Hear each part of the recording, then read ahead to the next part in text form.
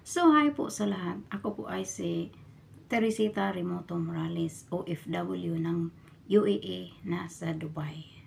So, may mga katanungan na dapat nating sagutin. Marami silang mga tanong about sa mga OFW. So, ito yung mga unang mga tanong nila. So, how long have you stay abroad and what are your purposes for your stay there? So, yung kahirapan natin ay ang nagtulak na para mapalayo tayo sa pamilya. Yung una kong purpose ay pumunta ka dito para maaahon sa kahirapan. So hanggang ngayon naghirap pa rin. At pangalawa, gusto ko lang makatapos ang aking mga anak sa pag-eskwela. At saka magkaroon kami ng sariling bahay, magkaroon ng mga... Yes, in 20 years here, still on counting, mayroon na ako niyan. Bilang kasambahay. So kailangan talaga pag nagpunta dito, focus ka talaga sa trabaho. Kailangan mo talaga concentrate kung ano ang goals mo sa buhay para maahon ang pamilya mo sa kahirapan. Nasa abroad ka na. Pero ang lungkot mo dito. Sa totoo lang, nag-alaga ka hindi na sarili mong anak. Kumakain ka, yung pinupulot mo galing sa basura. Kasi nagtipid ka para maiahon ang pamilya. Para hindi mabawasan yung sahod mo. Natutulog ka sa gabi mag-isa. Hinahawakan mo yung unan. Katabi mo yung unan mag-isa. Sa loob ng 2 taon bago ka makauwi. So, kailangan talaga mag-focus, mag-concentrate ka talaga sa goals mo sa buhay para ang lahat na pinapangarap mo ay matupad siya. So, yan ang pag-standby ko dito ay bilang OFW na 20 years until now, still here. Parang kalahati na sa aking buhay nandito na ako. Uwi lang ako ng Pinas in 1 month vacation. So, sa loob ng 20 years ay naranasan ko na ang aking mga employer na iba-iba ang mga lahi. So, itong employer ko na ito ngayon ay, ito na yung pang-apat ko na employer, ito na yung Breton. So, yung mga kauna-unahan ko ng mga employer, okay din naman sila pagsamahan. Pero, magtaluhan lang tayo kami sa mga sahod, ganyan. Minsan, hindi mo man maiwasan yung mga alitan, yung mga sigaw, yan, titiisin mo talaga siya. Kung nasa tama, sagutin mo.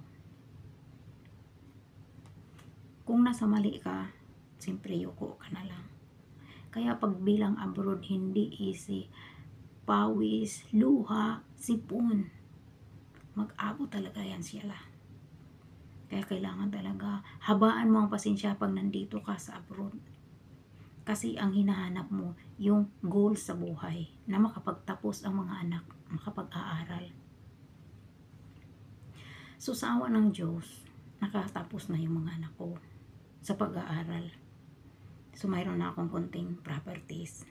Mayroon na akong yung mga pinapangarap ko. Magkaroon ako sariling bahay, magkaroon ako ng konting properties, makapag-aral na yung mga anak. Tapos na yung mga anak ko. Minsan, binubuli ka pa sa mga tao kasi isang kasambahay ka lang, isang katulong. Ako ay sobrang tipid. Kahit kakunti lang ang aking sahod, tinipid ko talaga siya para lang sa aking mga anak. Hindi nila naintindihan minsan kung hindi ako nag-day off kasi ayaw kong gumagastos. Minsan, namulot na lang ako ng pagkain sa basura. Totoo yan. Hindi lang makita kasi walang kamera. Totoo yan. Para makakain ako ng masave ang pera ko para lang ma-alawan sa mga anak. Yun. Ang pupuntahan ko pag day off, walang iba kundi simbahan lang. Yun. Wala akong barkada, wala akong ganun. So, kailangan talaga strong ka nagpunta dito. Lalo na pag Bisaya ka, minamaliit talaga sa mga ibang kapwa natin. Ako naman ay isang kasambahay. Pinili ko maging isang kasambahay kasi ang sahod mo ay tamang-tama lang ang sahod mo. Libre ka na sa bahay, libre ka na sa pagkain, libre ka na sa pamasahe, may day off ka pa. Oh, Halimbawa may sahod kang 30,000. So yun ang i-divide mo sa anak mo, sa pamilya mo. Kung halimbawa nagtatrabaho ka sa labas, halimbawa nasa sales ka, yung sahod mo ay 30,000. Pareho-pareho lang sila ang rate. Yung 30,000 bawasan ng bahay, bawasan ng make-up, bawasan ng pamasahe, bawasan sa pagkain, mga luho pa. So kaya kayo kung gusto siya mag-abroad, kailangan strong at saka pag-isipan ninyo mabuti na kung ang purpose nyo ay para sa pamilya, pag-isipan nyo. Huwag kang bumili na hindi kailangan.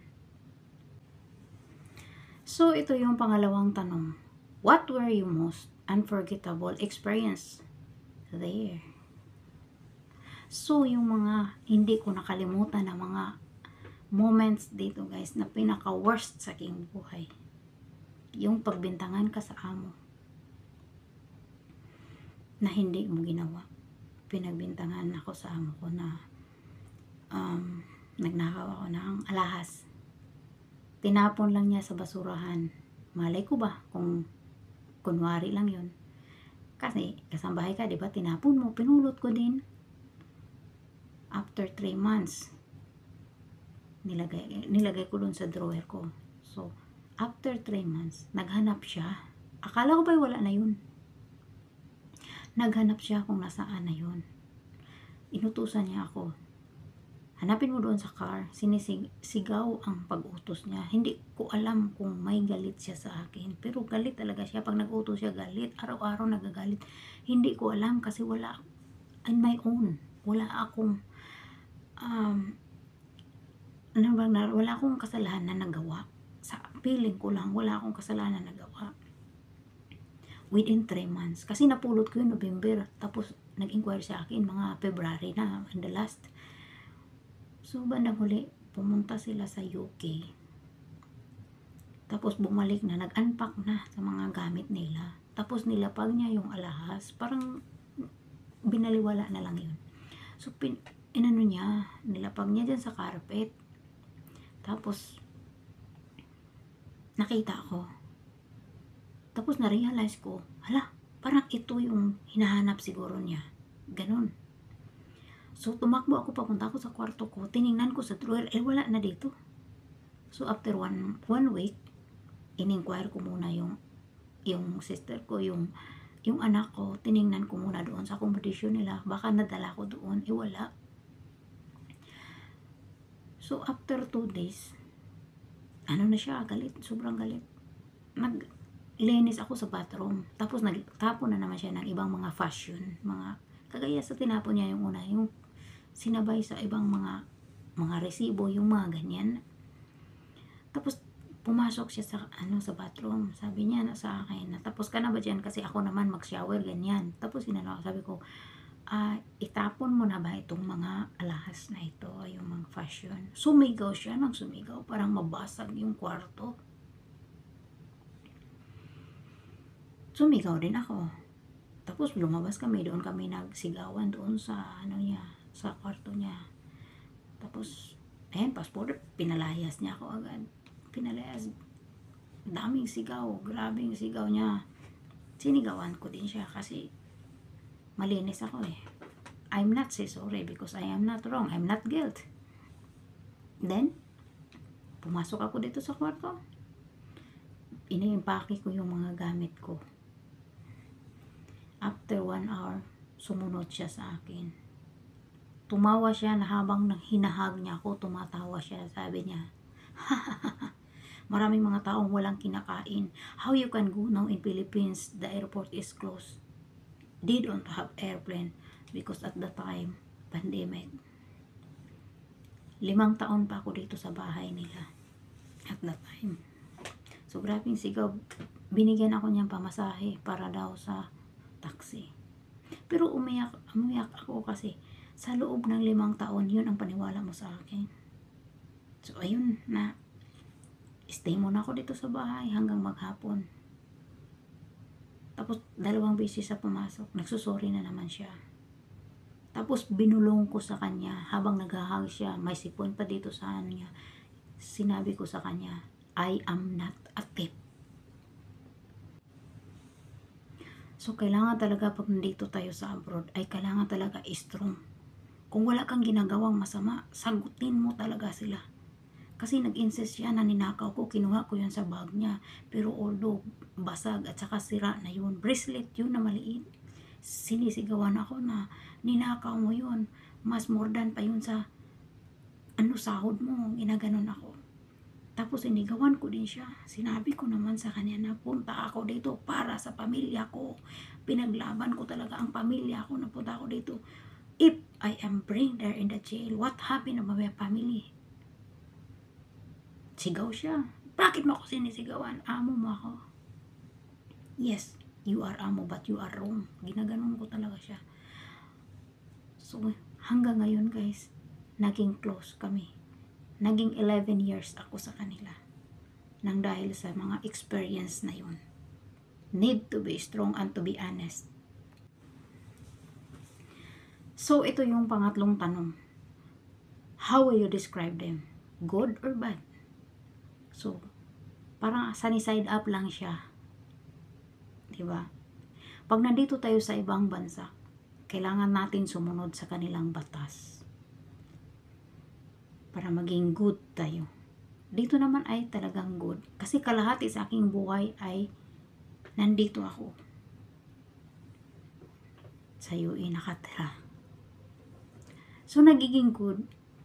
Kasi, halimbawa, nagpunta ka kung saan-saan. Sumakay ka ng taxi, naiwan ang bag mo, naiwan yung telepon mo.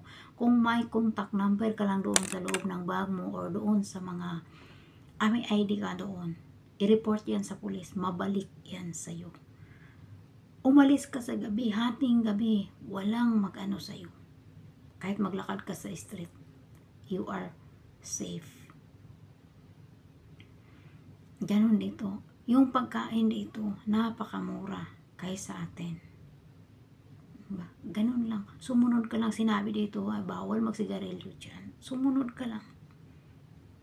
Yun ang batas na nagustuhan ko dito sa kanila. Kaya, naging good talaga. Kung sumunod ka lang, walang problema.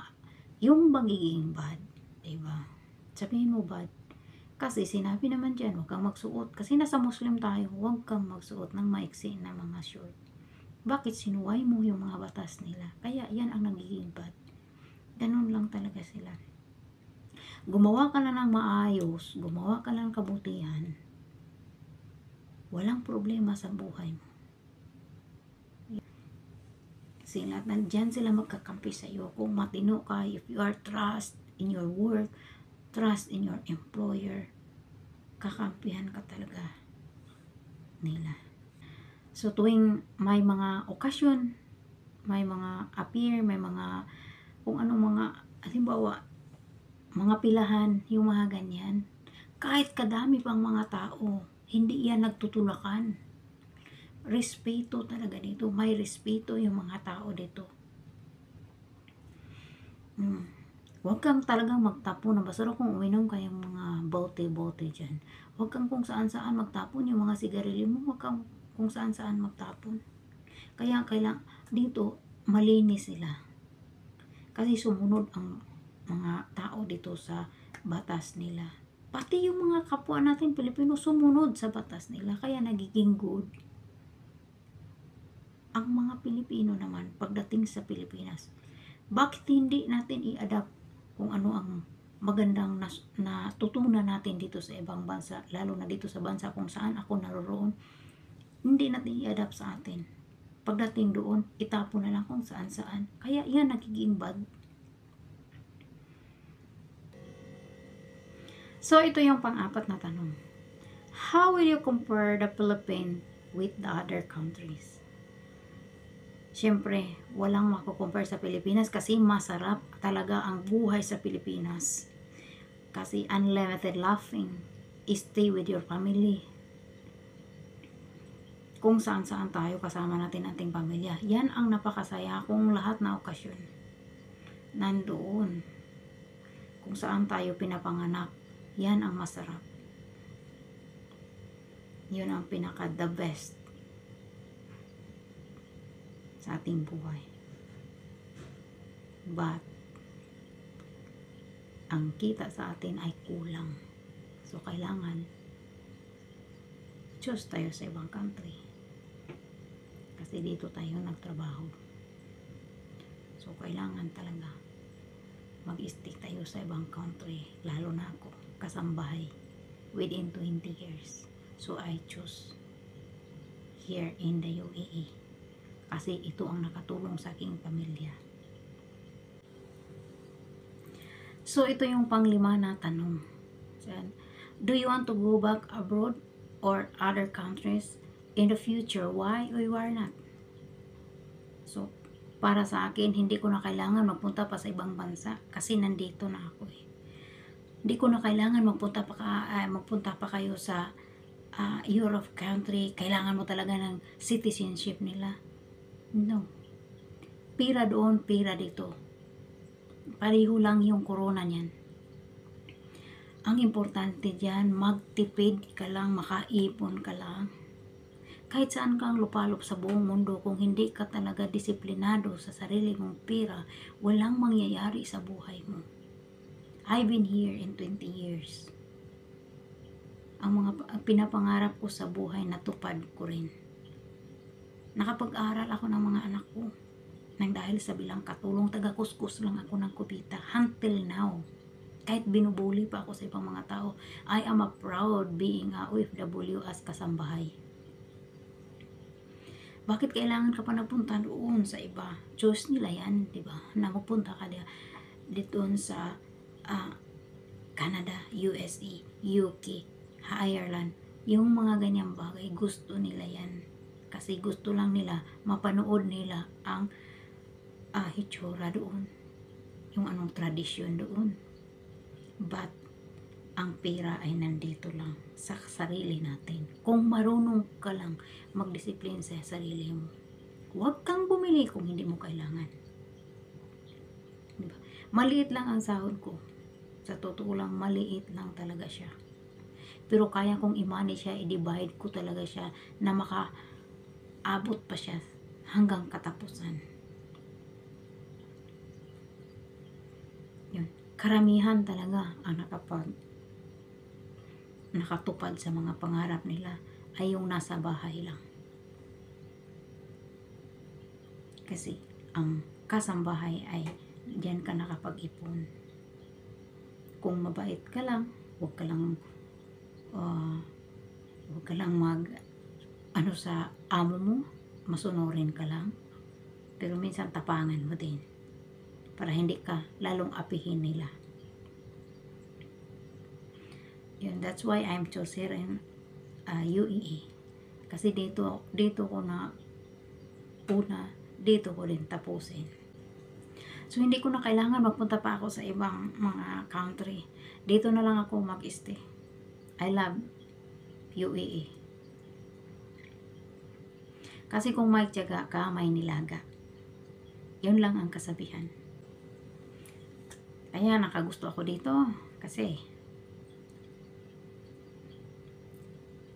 yearly ako nakapagbakasyon. Diba? Kung nandoon ka sa ibang bansa, sarili mo gastos pag-uwi. Bayaran ng bahay sa'yo. Lahat. Malaki man nakita mo, malaki din ang gastusin. So, ang pinakalas na masabi ay magtiwala, magdasal ng strongly. At yung puhunan natin ay yung trust. Hindi mabibili sa pera. That's all.